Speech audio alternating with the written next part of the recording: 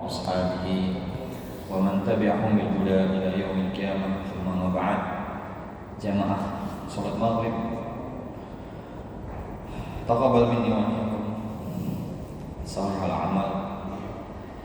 Semoga Allah Subhanahu wa taala menerima ibadah salat maghrib kita, dan semoga Allah Subhanahu wa taala terus memberikan hidayahnya, taufiknya, sehingga kita terus bisa melangkahkan kaki-kaki kita untuk mudah melaksanakan sholat berjamaah. Jamaah sholat maghrib, jamaah a'azzani Allah wa iyyakum jami'an. Kita biidznillah akan melanjutkan apa yang telah kita tinggalkan selama liburan. Masih berkaitan dengan masalah tauhid asma wa sifat. Kaidah-kaidah yang dituliskan oleh penulis di sini, di mana dia menuliskan tentang kaidah-kaidah yang bersangkutan dengan atau yang berbicara tentang tauhid asma wa sifat.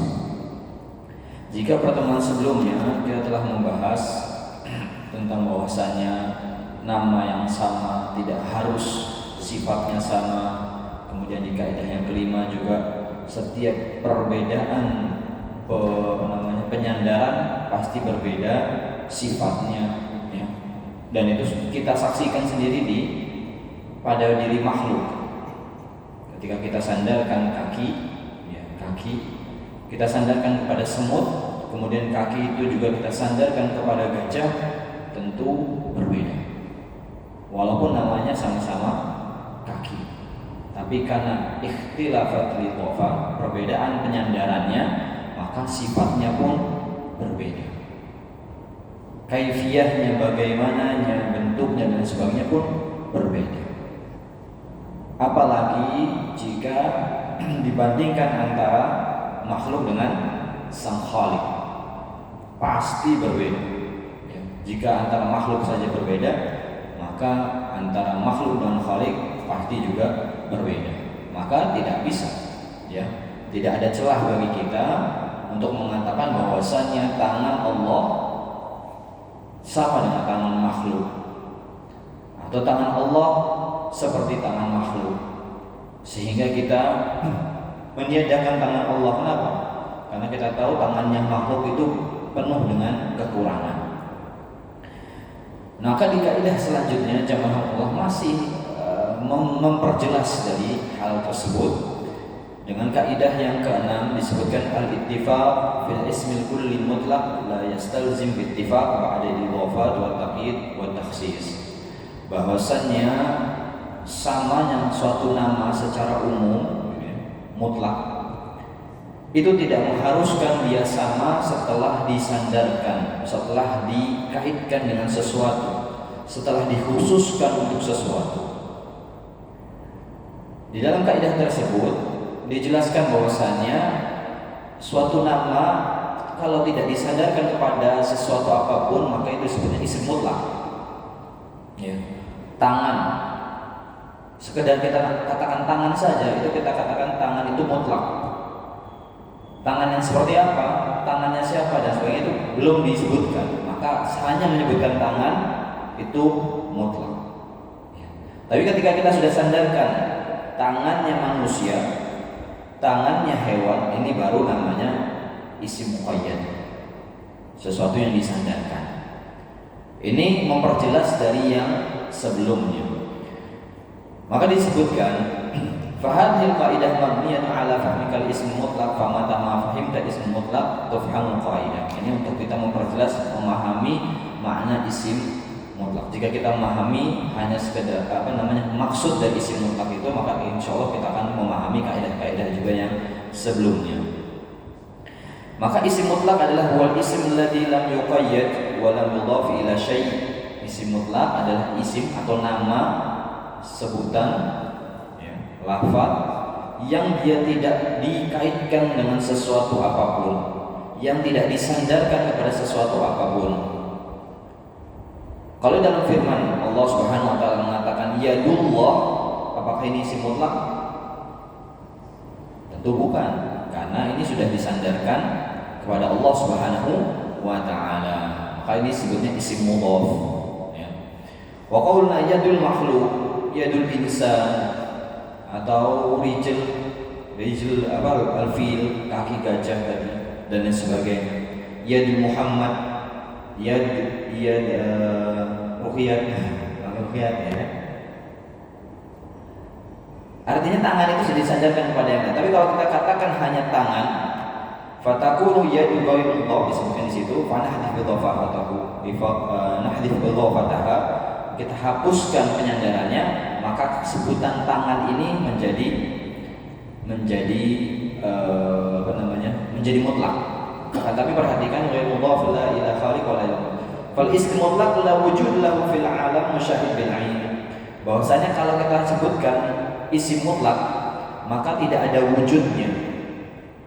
Tidak ada wujudnya di dalam alam yang kita sudah saksikan ini. Fala najid yadan illa wa hiya mudhaf. Maka tidak ada tangan kecuali dia telah disandarkan kepada sesuatu ya. Ila sahibiha wala sifat illa wa hiya mudhafa ila mausufiha. Tidak juga pada sifat kecuali dia disifatkan kepada sesuatu. Fala yujad min sifat fil alam musyahadat illa mudhafa. Maka sifat itu tidak ada wujudnya kecuali dia diidhofahkan, disandarkan. Ya. Contohnya jujur. Jujur saja itu tidak ada bentuknya. Jujur yang seperti apa? Jujurnya bagaimana? Ya kan? Maka tidak ada wujudnya. Sampai dia disandarkan kepada sesuatu. Jujurnya fulan, jujurnya alan dan lain sebagainya. Sehingga kita tahu oh maksudnya jujur yang ini kan seperti ini. Dan selain sebagainya. Maka amal mutlaqah fayarji wujudaha ila syai' yufradul bihi. Bahwasanya isim mutlak itu adalah sesuatu yang wujudnya itu ditolak oleh akal. Disebutkan oleh Ibnu Taimiyah rahimahullah, al-Alamah Ibnu Taimiyah rahimahullah, innal ismal mutlaq yarji ila wujudi fil adhan yamtani tahqiqihi fil a'yan. Bahwasanya isim mutlak itu dia hanya muncul di kepala, pikiran, tapi tidak ada hakikatnya dalam kenyataannya. Falyad mutlaqah ghairu mawjudah. Maka tangan mutlak itu tidak ada, ya, wujudnya tidak ada. Fala yujad ghairu yad Muhammad. Maka tidak ada kecuali ada yang sebutannya tangannya Muhammad, tangannya Khalid, atau wajah. Kita katakan wajah juga seperti itu. Wajah saja itu tidak ada.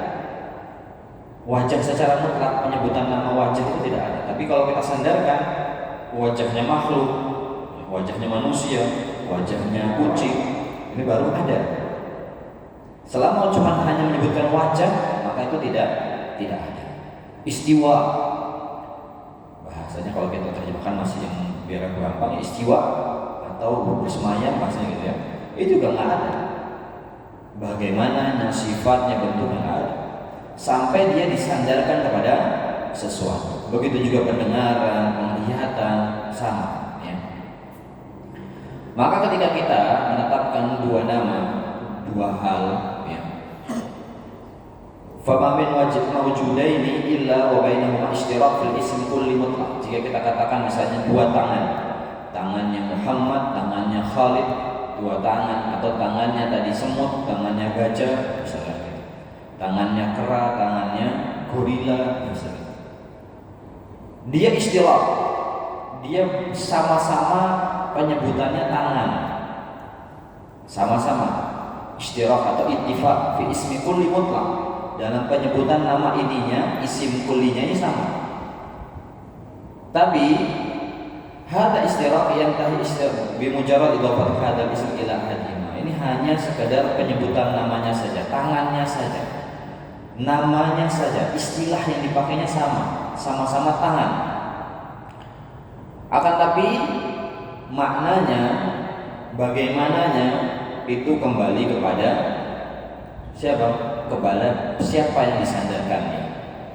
Kepada siapa disandarkannya. Maka kalau kita ambil konsep ini di dalam akidah asma wa sifat, ketika Allah Subhanahu wa taala mengatakan yadullahi, tangan Allah, terus ada yang menyebutkan tangan manusia, sama-sama tangan, tapi hanya isim kullinya saja, sama-sama tangan. Akan tapi apakah sama bentuknya, sifatnya, bagaimananya? Tentu berbeda. Kembali kepada kemana dia disandarkan. Dia disandarkan kepada Allah, ya sudah. Tangan Allah yang sesuai dengan keagungan Allah Subhanahu wa taala. Tangan manusia ya disandarkan kepada manusia, dan yang kita sudah pahami, tangan manusia seperti itu.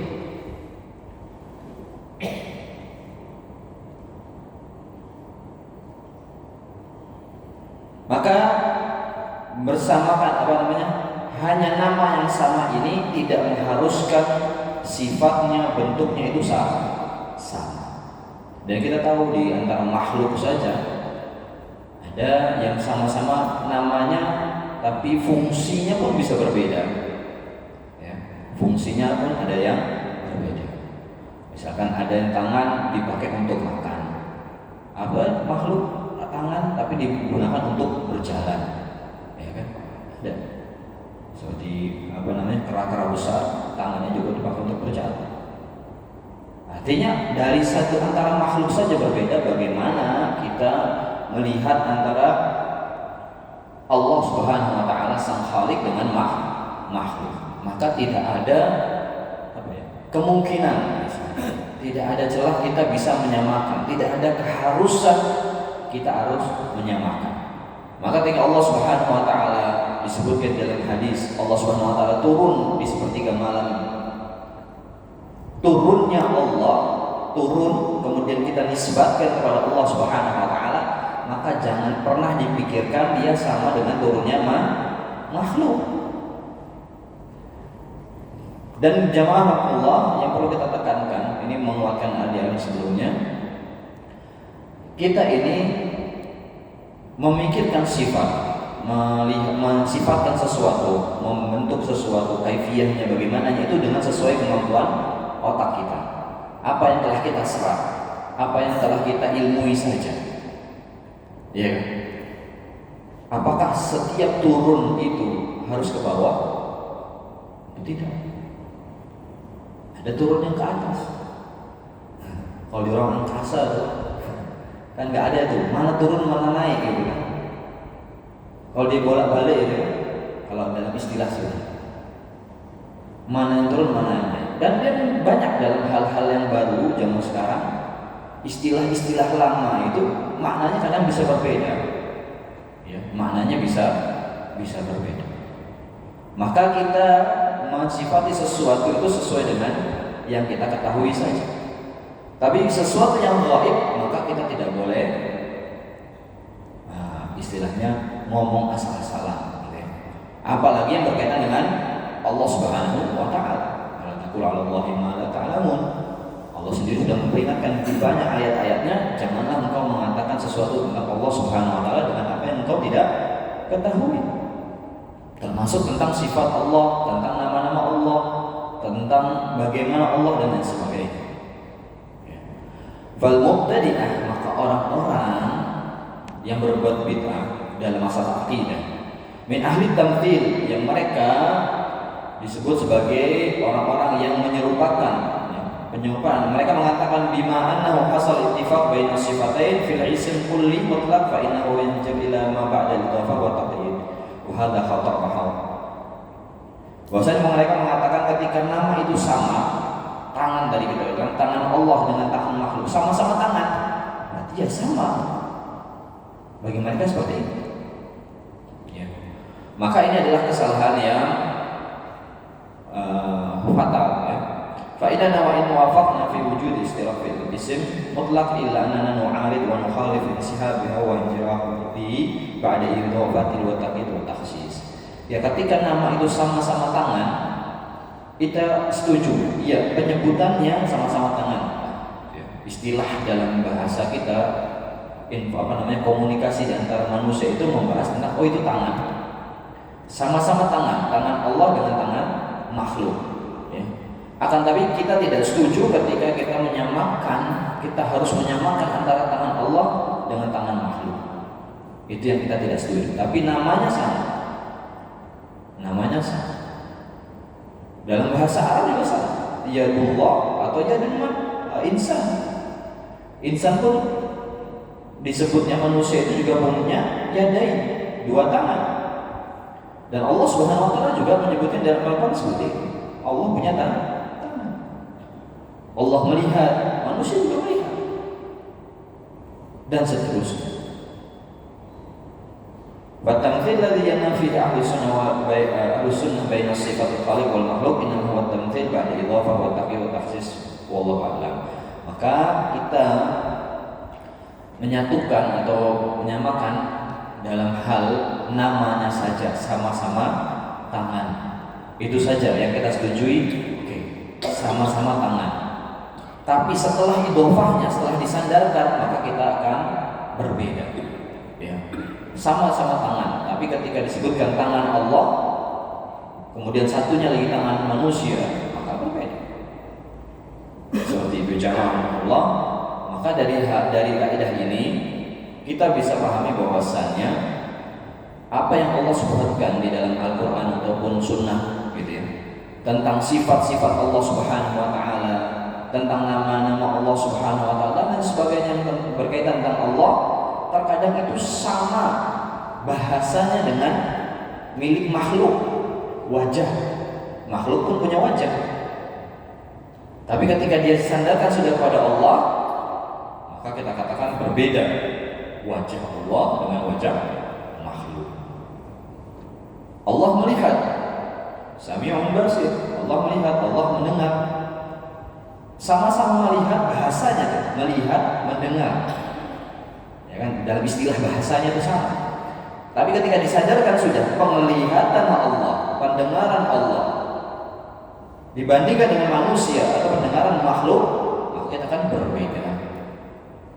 Ilmu Allah beri, manusia ada ilmunya, ada. Yang dimiliki manusia juga ilmu. Tapi ketika disandarkan ilmu Allah dengan ilmu manusia, apakah sama? Berbeda. Namanya saja sama ilmu, tapi ketika sudah disandarkan berbeda. Itu jamaah Allah dalam kaidah yang ke-6. Jamaah Allah kemudian menguatkan dari yang sebelumnya juga di kaidah yang ke-7. La yusta'mal fi haqqillah illa al-qiyas al-awla duna ghairihi min anwa' al-aqsiyah.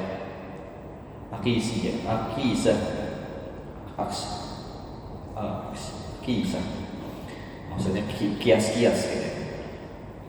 Tidak digunakan di dalam hak Allah ketika kita mengatakan, menyebutkan tentang hak-hak Allah dalam namanya, sifatnya dan seterusnya. Jika kita sandarkan atau kiaskan, ya, mengkiaskan, bahasa kias itu juga di dalam bahasa Indonesia juga coba paham ya, kias. Maka kias itu ada jenis-jenisnya, ada anwa'nya, ya, ada macam-macamnya. Disebutkan di sini ada 3. Ya.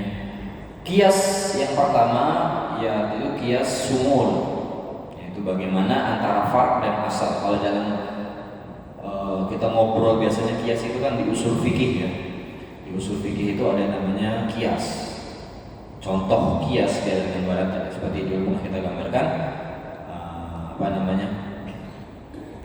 arak, arak dengan khamr. Arak tidak disebutkan dalam Al-Quran bahasanya, ya kan? Namanya arak itu tidak disebutkan. Misalkan gitu ya, atau minuman-minuman tradisional, gitu ya. Di dalam Al-Quran Sunnah tidak disebutkan. Nah kan kita sebutnya ini fard. Maka kita cari asalnya. Asalnya apa? Asal yang sudah punya hukum. Asal itu ada sesuatu yang sudah punya hukumnya, yaitu khamr. Khamar sudah ada jelas hukumnya di dalam Al-Quran, haram. Maka dilihat khamar ini diharamkan dengan dalil. Kenapa diharamkan? Ada sebabnya, ada kandungan khamarnya. yang bisa memabukkan dan sebagainya. Maka faraknya, yaitu minuman tradisional misalkan apa gitu, namanya berupa sebutan itu ya, dia juga bisa memabukkan. Dampak ya, efek sampingnya juga memabukkan. Maka kita kiaskan hukumnya ini minuman tradisional ini dengan khamar, maka sama-sama samanya ini disebabkan karena ada kesamaan di dalam dua hal tersebut. Itu kias yang biasa digunakan di dalam masalah usul fikih. Ya, melihat sesuatu yang baru, sesuatu yang tidak diketahui, ya, kepada sesuatu yang diketahui, baru dimasukkan, dicampurkan sehingga terlihat kita istilahnya menyamakan sesuatu. Saya kiaskan misalkan rumah saya dengan rumahnya Bapak Fulan, misalkan seperti itu, supaya sama bentuknya. Oh, kalau orang-orang tahu rumahnya Bapak Fulan, tapi rumah saya nggak tahu, gitu kan? Saya kasih bentuk rumah saya ini, saya kiaskan sama kayak rumahnya Bapak Fulan. Oh, gitu ya, bentuknya kayak gini, sifatnya kayak gini gitu. Seperti itu namanya kias.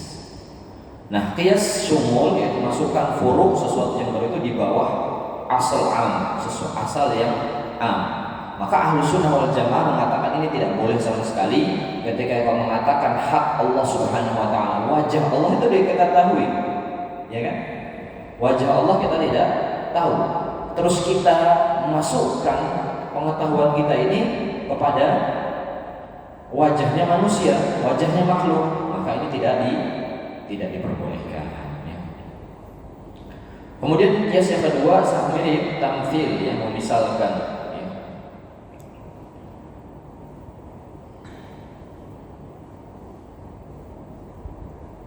Kalau yang pertama tadi itu masih berkaitan tentang deretan, misalkan dia masuk ke dalam wajah secara umum, kemudian kita masukkan faruknya itu di dalam bawah, di istilahnya di deretan wajah-wajah gitu. Itu tidak boleh. Yang kedua itu memisalkan persis gitu ya. Bagaimana farq dan asalnya ini hukumnya sama karena ilah yang sama. Maka Ahlus Sunnah wal Jamaah juga mengatakan ini tidak boleh. Qiyas tamtsil. Ya, tidak boleh kita mengkiaskan haknya Allah dengan makhluk yang sampai sama semisalnya. Li'anna Allah laisa kamitslihi syai'. Karena Allah Subhanahu wa taala tidak ada yang semisal dengannya sesuatu apapun. Fala mumatsil lahu, maka tidak ada yang semisal dengannya. Faqiyas syumul wa qiyas tamtsil batilan. Maka qiyas yang pertama dan kedua itu tidak diperbolehkan, batil di dalam hak Allah. Wala yajuz ayusta'mal fi haqqillahi syai' min hadainil qiyasain. Wal ajib disebutkan di sini, dan yang luar biasanya bahwasanya ahli bidah, bahwasanya orang-orang ahli bidah ini, orang-orang yang berbuat bid'ah di dalam akidah, mereka menggunakan dua permisalan ini di dalam menetapkan hak-hak Allah Subhanahu wa taala. Ya, sehingga sebagian mereka ada yang menyamakan Allah dengan makhluknya, naudzubillah, atau ada yang menolak nama, sifat dan sebagainya berkaitan tentang hak Allah karena mereka menyamakannya. Dan itu kita dapatkan di sekitar kita, di kaum muslimin. Mereka menolak dari nama-nama Allah, menolak dari sifat-sifat Allah, menolak Allah itu punya tangan. Mereka menolak Allah Subhanahu wa taala beristiwa. Kenapa? Karena yang awal pertama kali mereka lakukan adalah menyamakan Allah dengan makhluknya. Oh, kalau namanya beristiwa itu berarti butuh. Berarti butuh dengan sesuatu. Harus ada singkat sananya. Oh, nanti kayak gini, oh kayak gini. Sehingga yang pertama mereka lakukan seperti itu, mentamtsil dulu. Setelah tamtsil muncullah penolakan. Ya. Oh, kita nggak terima, misalnya gitu. Kalau punya tangan berarti butuh ini. Oh, punya tangan berarti kekurangan nanti ini dan sebagainya. Dan lain sebagainya jamaah Allah, sehingga mereka menolak daripada sifat-sifat dan nama-nama Allah Subhanahu wa taala. Maka yang paling benar adalah qiyasul aula. Inilah yang paling pas, yang paling tepat dalam kita memberikan hak Allah Subhanahu wa taala. Aula artinya apa? Lebih. Aula itu lebih pantas. Nah, seperti itu. Lebih berhak dan seterusnya. Fanaqul, kita mengatakan kullu kamalin fil makhluk la naqs fihi fallahu ahaqqu bihi. Kita katakan setiap kesempurnaan di dalam diri makhluk yang tidak ada kurangnya, maka Allah lebih berhak dengannya. Kebalikannya, setiap kekurangan pada makhluk yang tidak ada kesempurnaannya, maka Allah lebih berhak kita bersihkan dari sifat tersebut. Sebagai contoh, hidup adalah sifat yang apa? Yang kamal, ya, yang sempurna, yang bagus. Manusia yang hidup berarti memiliki kesempurnaan tersebut, ya. Maka Allah Subhanahu wa taala ahaq atau aula lebih berhak memiliki sifat tersebut, ya, seperti itu.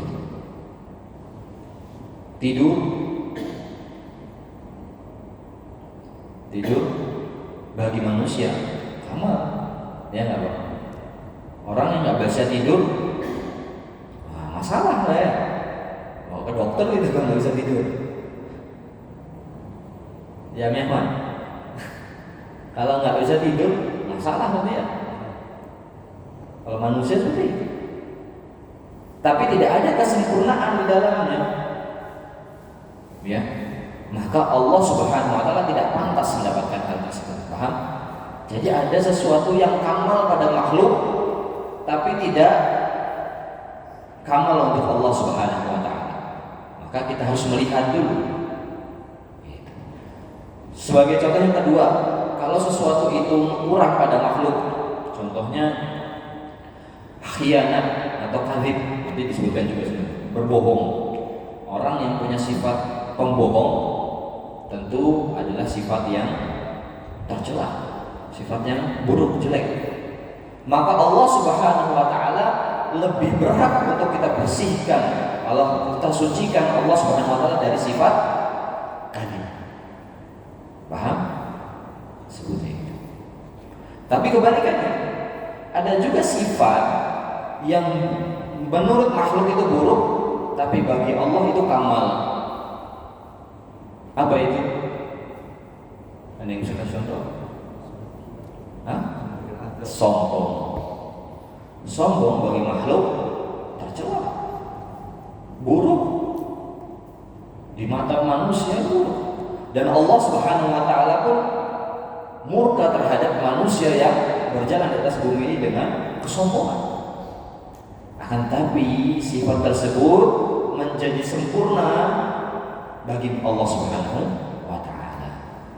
Jadi ada satu kata atau satu istilah yang bisa kita tempatkan di dalam penyebutan sifat-sifat tersebut, penyandarannya, penyamaannya, kiasnya itu adalah ma yaliqu billah, apa yang sesuai dengan Allah Subhanahu wa taala. Terus dari mana kita tahu itu pantas bagi Allah atau tidak? Dari mana? Dari petunjuk Allah Subhanahu wa taala, dari Al-Qur'an dan Sunnah. Sombong bagi kita jelek, tapi kok bisa bagi Allah sempurna? Karena ada dalilnya. Karena Allah sebutkan di dalam hadisnya. Di dalam hadis kursi yang disebutkan kalau salah, al-kibr ridai, bahwasannya ya, kesombongan itu adalah ridha, ya, baju dia pakai. Allah Subhanahu wa taala yang menyebutkannya sendiri di dalam hadis. Artinya harus ada kesesuaian tersebut. Ya. Disebutkan jemaah Allah, dilanjutkan wa dzalika li anna Allah huwa man a'tal kamal wal mutaqarrib aqlan ayu anna mu'til kamal aula bil kamal. Karena kita tahu bahwasanya segala kesempurnaan yang ada di dunia ini itu yang memberikannya siapa? Allah. Hidup, ilmu, rahmat, kasih sayang, cinta dan sebagainya, sifat-sifat kamal. Siapa yang memberikannya? Allah. Maka zat yang memberikan itu tentu lebih berhak, lebih besar seperti itu dalam kesempurnaan tersebut. Kalau kita katakan cinta itu adalah sebuah kesempurnaan pada seorang makhluk, maka Allah Subhanahu wa taala memiliki cinta yang lebih sempurna dan seterusnya. Wa kullu naqsin fil makhluk la kamal fihi fallahu a'lam. Jadi kita sebutkan seperti itu. Dan setiap kurang yang dalam makhluk, maka itu juga Allah Subhanahu wa taala lebih berhak kita sucikan darinya. Ya, kalau kita katakan di dalam makhluk saja kita harus singkirkan, maka pada Allah Subhanahu wa taala pun harus kita bersihkan, sucikan. Contohnya al-maut, kematian. Kematian pada makhluk adalah sebuah kekurangan nafs, ya. Artinya hilangnya al-haya, kehidupannya. Akan tapi ya, ini lebih berhak ya untuk kita bersihkan Allah Subhanahu wa taala dari sifat tersebut. Karena ini sesuai. Artinya Allah Subhanahu wa taala Maha hidup tapi tidak mati. Ya, tidak mati. Wal jahl sama, bodoh pada makhluk kita harus bersihkan. Kenapa? Karena sifat tersebut sifat yang kurang, bukan kelebihan tapi kekurangan gitu ya. Maka kita juga bersihkan, kita lebih berhak ya, lebih kuat kita untuk mensucikan Allah dari sifat tersebut.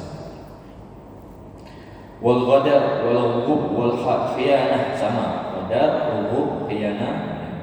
Ghadar itu adu domba atau khiyanat, sama ghub itu lemah gitu ya, dan sebagainya. Khiyanat itu sifat-sifat nafs di dalam makhluk ya. Maka Allah Subhanahu wa taala lebih berhak untuk kita sucikan dari sifat-sifat tersebut.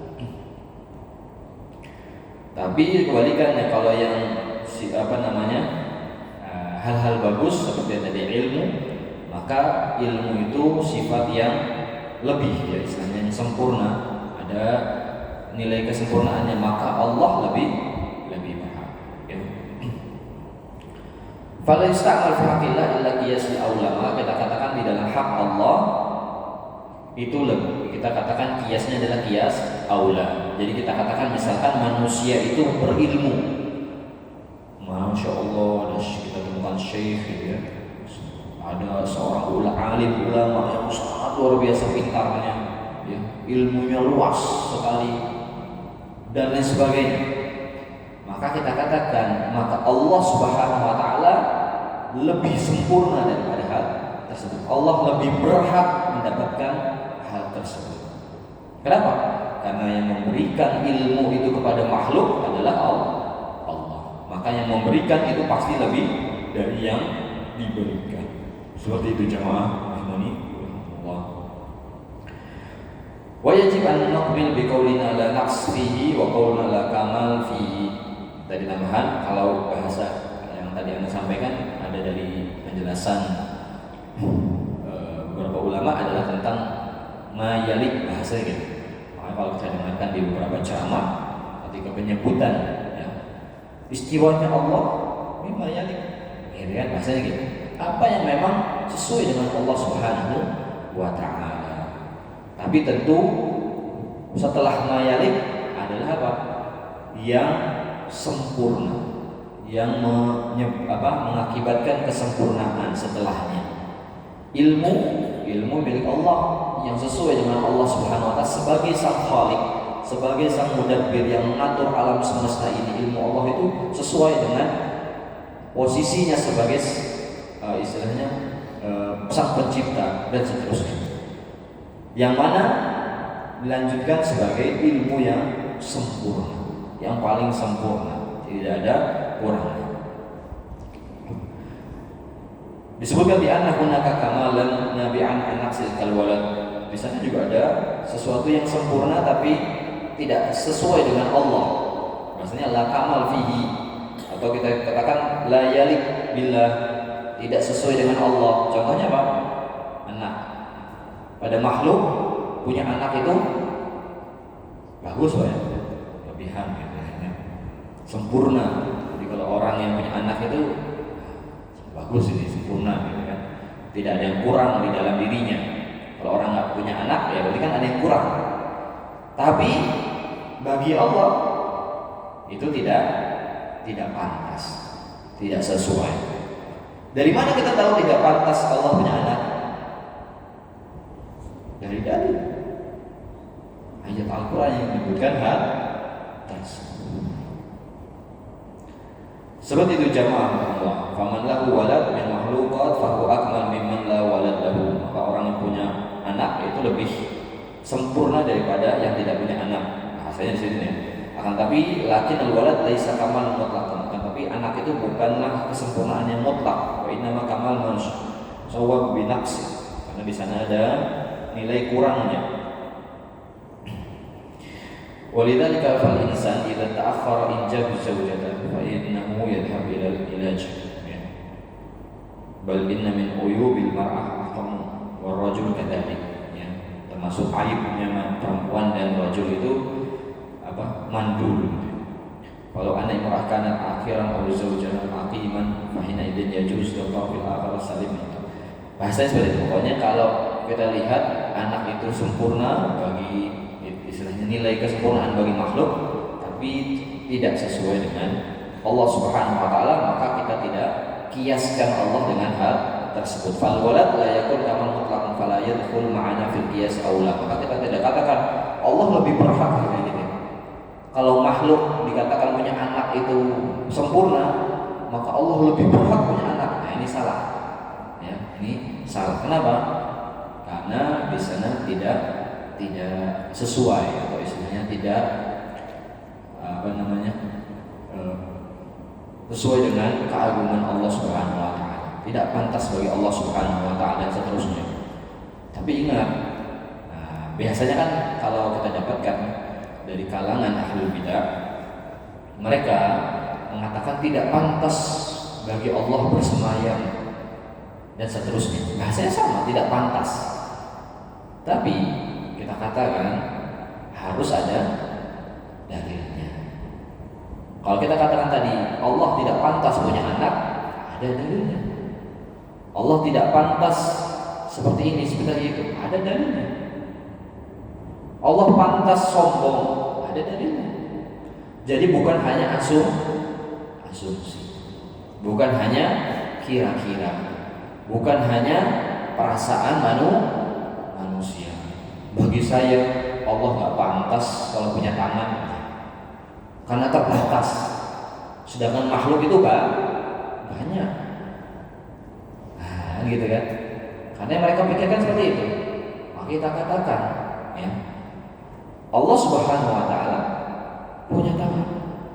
Tapi mimma yali, apa yang sesuai dengan Allah Subhanahu wa taala. Bagaimananya? Tidak kita ketahui. Yang perlu kita ketahui adalah apa yang telah dijelaskan oleh Allah dalam Al-Quran, maka kita imani tanpa kita menolak dengan perasaan saja. Ya. Itu jamaah Allah. Di sini disebutkan contoh-contoh lainnya. Ya. Maka kalau kita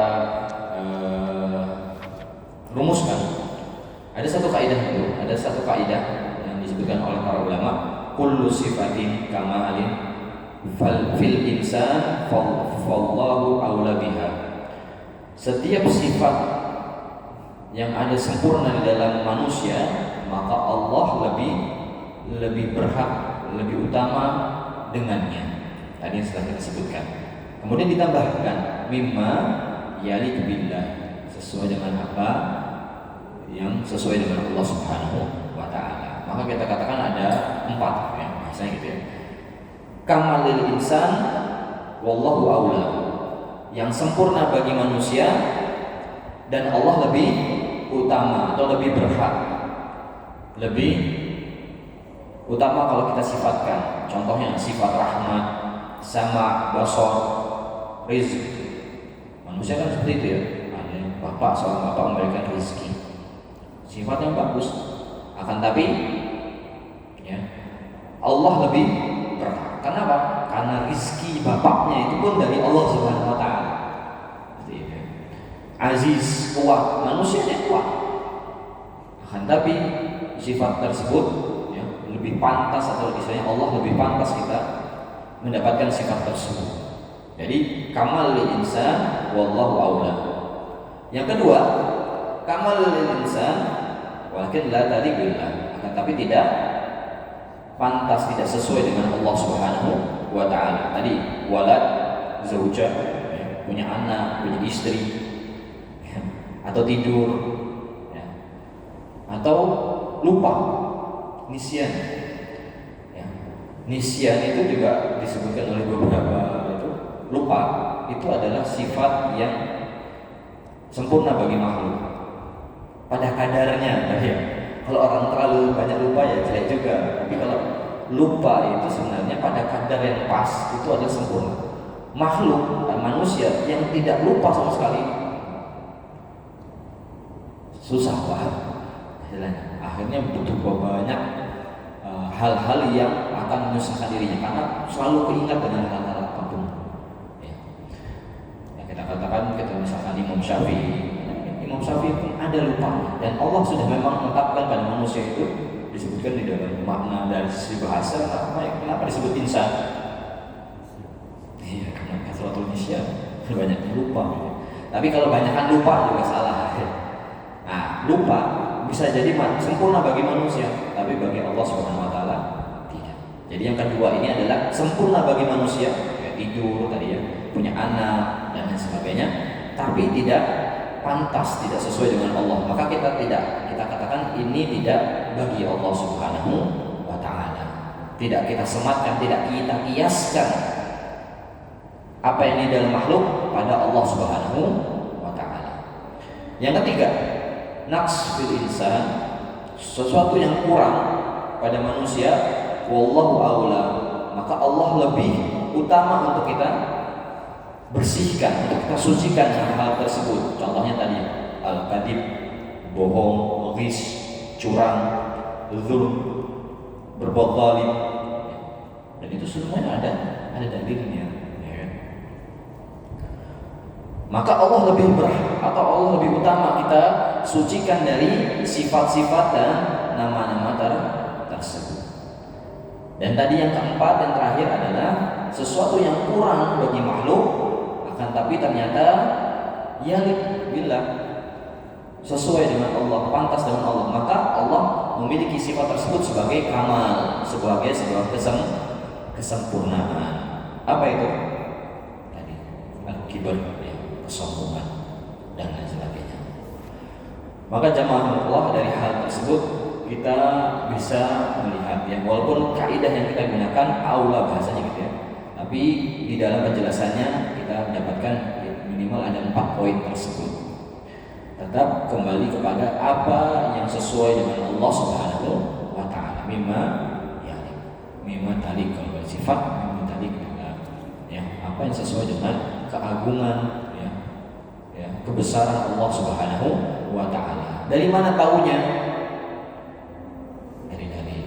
Jadi kita tidak boleh menolak nama-nama sifat Allah karena kita asumsi, pikiran kita, oh tidak sesuai, tidak pantas Allah turun dari langit, tidak pantas yang namanya Allah itu turun, yang namanya Rabb itu turun.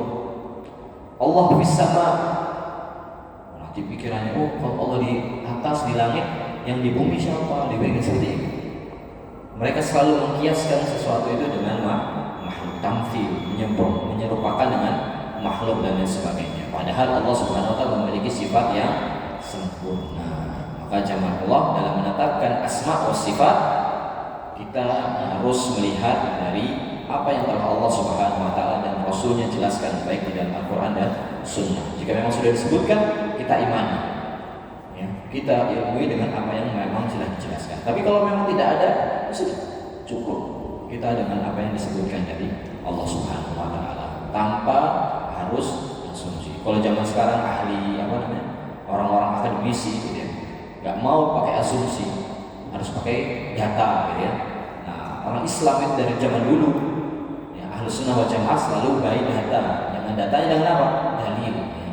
Dengan dalil, petunjuk dari Allah Subhanahu Wa Taala dengan Rasulnya. Apa yang tidak ada petunjuk dari Allah dan Rasulnya maka kita tidak gunakan. Itu saja. Jangan Allah kita akhiri pertemuan pada kesempatan malam hari ini dengan doa. Subhanallah wa bihamdika asyhadu an la ilaha illa anta astaghfiruka wa atubu ilaik.